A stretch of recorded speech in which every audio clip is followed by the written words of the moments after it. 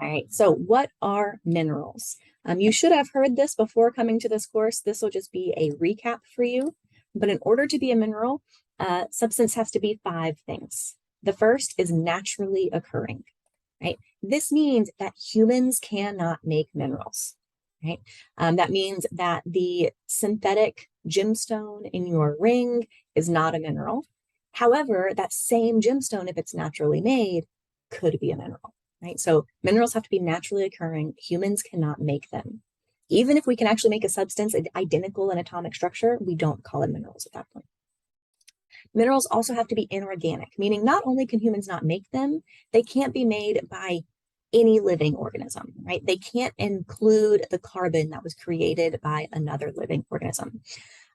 Now, there are many exceptions to this rule. So many exceptions, I don't even know why we have it as a rule, but here we go. So some exceptions to that rule, the big one is calcite, which is calcium carbonate, CaCO3, and this is a part of mollusk shells, so snails, oysters, clams, right? All those mollusks.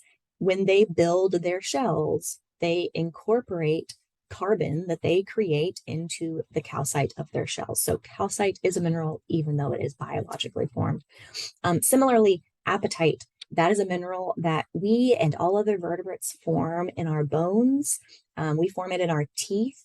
And even though it includes carbon that is from a living organism like humans, it is considered a mineral. So there's lots of exceptions to this, but in general, if it's made by an organism, we don't consider it a mineral.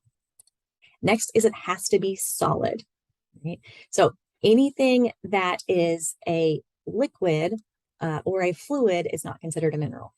For example, ice, natural ice that is made out in nature, like in an iceberg, snow, ice caps, things like that. As long as it's a solid, it's a mineral.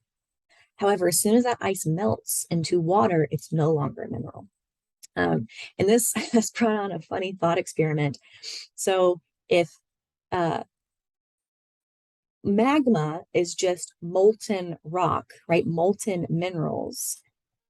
Is water magma, right? Since it's just molten ice, it's just liquid ice. Technically, yes, but practically, no. It's a funny thought experiment.